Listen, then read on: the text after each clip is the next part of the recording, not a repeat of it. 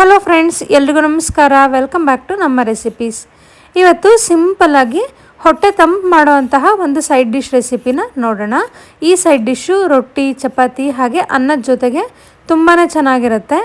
ಈ ರೆಸಿಪಿ ಮಾಡಲಿಕ್ಕೆ ಮುಖ್ಯವಾಗಿ ಬೇಕಿರುವಂಥದ್ದು ಸೌತೆಕಾಯಿ. ಹಾಗಾಗಿ ಒಂದು ದೊಡ್ಡ ಸೌತೆಕಾಯಿನ ತೊಗೊಂಡ್ಬಿಟ್ಟು ಸಿಪ್ಪೆನ ಪೀಲ್ ಮಾಡಿಬಿಟ್ಟು ಎರಡೂ ಸೈಡ್ ಎಂಡ್ಗಳನ್ನು ಕಟ್ ಮಾಡಿಕೊಂಡು ಈ ಥರ ರಬ್ ಮಾಡ್ಕೋಬೇಕಾಗತ್ತೆ.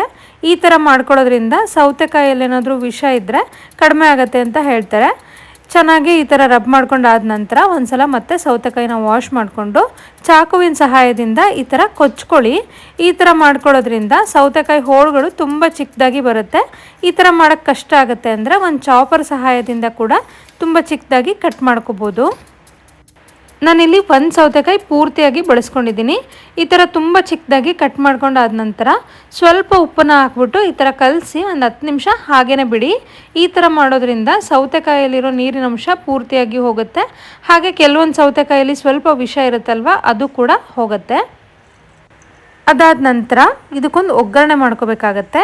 ಹಾಗಾಗಿ ಒಂದು ಒಗ್ಗರಣೆ ಸೌಟಿಗೆ ಸ್ವಲ್ಪ ಎಣ್ಣೆ ಬಿಸಿಯಾದ ನಂತರ ಸಾಸಿವೆ ಜೀರಿಗೆ ಹಾಕ್ಬಿಟ್ಟು ಇಂಗನ್ನು ಸೇರಿಸ್ಕೊಳ್ತಾ ಇದ್ದೀನಿ. ಹಾಗೆ ಚಿಕ್ಕದಾಗಿ ಕಟ್ ಮಾಡ್ಕೊಂಡಿರೋಂತಹ ಹಸಿಮೆಣಸಿನ್ಕಾಯಿ ಹಾಗೆ ಕರ್ಬೇವಿನ ಸೊಪ್ಪನ್ನ ಸೇರಿಸ್ಕೊಂಡು ಫ್ರೈ ಮಾಡಿಕೊಂಡು ಒಂದು ಮೀಡಿಯಮ್ ಸೈಜ್ ಈರುಳ್ಳಿನ ಈ ಥರ ತುಂಬ ಚಿಕ್ಕದಾಗಿ ಕಟ್ ಮಾಡ್ಕೊಂಡಿದ್ದೆ, ಅದನ್ನು ಕೂಡ ಸೇರಿಸ್ಕೊಳ್ತಾ ಇದ್ದೀನಿ. ಇದು ಜಾಸ್ತಿ ಫ್ರೈ ಆಗೋದು ಬೇಡ, ಈರುಳ್ಳಿ ಸ್ವಲ್ಪ ಫ್ರೈ ಆಗಬೇಕಷ್ಟೇ. ಒಂದೇ ಒಂದು ನಿಮಿಷ ಈ ಥರ ಮಿಕ್ಸ್ ಮಾಡಿಕೊಂಡು ಜೊತೆಗೆ ಉಪ್ಪನ್ನು ಸೇರಿಸ್ಬಿಟ್ಟು ಮತ್ತೊಮ್ಮೆ ಚೆನ್ನಾಗಿ ಮಿಕ್ಸ್ ಮಾಡಿಕೊಂಡು ಗ್ಯಾಸ್ ಫ್ಲೇಮ್ನ ಆಫ್ ಮಾಡ್ಕೋಬೋದು. ಈರುಳ್ಳಿ ತುಂಬ ಮೆತ್ತಗಾಗೋದು ಬೇಡ, ಕ್ರಂಚಿಯಾಗಿರಬೇಕಾಗತ್ತೆ. ಒಗ್ಗರಣೆ ಪೂರ್ತಿಯಾಗಿ ತಣ್ಣಗಾಗಬೇಕು. ಅದಾಗೋ ಅಷ್ಟರಲ್ಲಿ ಇಲ್ಲಿ ನೋಡ್ತಿರ್ಬೋದು ಸೌತೆಕಾಯಿ ಪೂರ್ತಿಯಾಗಿ ನೀರು ಬಿಟ್ಕೊಂಡಿದೆ. ನೀರು ಬಿಟ್ಕೊಂಡಿರೋಂತಹ ಈ ಸೌತೆಕಾಯಿನ ಈ ಥರ ಕೈಯಿಂದ ಚೆನ್ನಾಗಿ ಹಿಂಡ್ಕೋಬೇಕಾಗತ್ತೆ. ಪೂರ್ತಿಯಾಗಿ ಹಿಂಡ್ಕೊಂಡು ನೀರನ್ನೆಲ್ಲ ತೆಗೆದುಬಿಟ್ಟು ಈ ಸೌತೆಕಾಯಿ ಹೋಳುಗಳನ್ನು ಒಂದು ಬೌಲ್ಗೆ ಎತ್ತಿಟ್ಕೊಳ್ತಾ ಇದ್ದೀನಿ. ಈ ಥರ ಮಾಡ್ಕೊಳ್ಳೋದ್ರಿಂದ ಸೌತೆಕಾಯಿಯಲ್ಲಿರೋ ನೀರಿನ ಅಂಶ ಪೂರ್ತಿಯಾಗಿ ಹೋಗುತ್ತೆ. ಹಾಗೆ ಕೆಲವೊಂದು ಸೌತೆಕಾಯಿ ವಿಷ ಇರುತ್ತಲ್ವ, ಅದು ಕೂಡ ಹೋಗುತ್ತೆ ಮತ್ತು ನೀರು ಕೂಡ ಬಿಟ್ಕೊಳ್ಳೋದಿಲ್ಲ.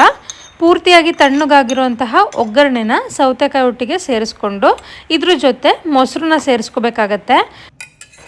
ಆದಷ್ಟು ಫ್ರೆಶ್ ಆಗಿರುವಂತಹ ಮೊಸರನ್ನ ಬಳಸ್ಕೊಳ್ಳಿ, ಆಗ ಇದ್ರ ರುಚಿ ತುಂಬ ಚೆನ್ನಾಗಿರುತ್ತೆ. ಹಾಗೆ ಮೊಸರಿನ ಕ್ವಾಂಟಿಟಿ ನಿಮ್ಗೆ ಇಷ್ಟ ಬಂದಷ್ಟು ಸೇರಿಸ್ಕೋಬೋದು.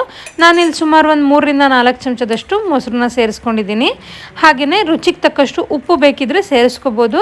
ನಾನೀಗಾಗಲೇ ಒಗ್ಗರಣೆ ಮಾಡುವಾಗ ಸ್ವಲ್ಪ ಉಪ್ಪನ್ನು ಸೇರಿಸಿದ್ದೆ, ಹಾಗಾಗಿ ನಾನು ಮತ್ತೆ ಸೇರಿಸಿಲ್ಲ. ಬೇಕಿದ್ದರೆ ಟೇಸ್ಟ್ನ ಚೆಕ್ ಮಾಡಿಕೊಂಡು ಆ್ಯಡ್ ಮಾಡ್ಕೋಬೋದು. ಕೊನೆಯಲ್ಲಿ ಸ್ವಲ್ಪ ಕೊತ್ತಂಬರಿ ಸೊಪ್ಪನ್ನ ಆ್ಯಡ್ ಮಾಡಿಕೊಂಡು ಮತ್ತೊಮ್ಮೆ ಚೆನ್ನಾಗಿ ಮಿಕ್ಸ್ ಮಾಡಿಕೊಂಡ್ರೆ ರುಚಿಯಾಗಿರುವಂತಹ ಸೌತೆಕಾಯಿ ಪಚಡಿ ಅಥವಾ ಸೌತೆಕಾಯಿ ಕೋಸಂಬರಿ ರೆಡಿಯಾಗುತ್ತೆ. ಇದನ್ನು ರೊಟ್ಟಿ, ಚಪಾತಿ, ಅನ್ನದೊಟ್ಟಿಗೆ ಸೈಡ್ ಡಿಶ್ ಆಗಿ ಬಳಸ್ಕೋಬೋದು.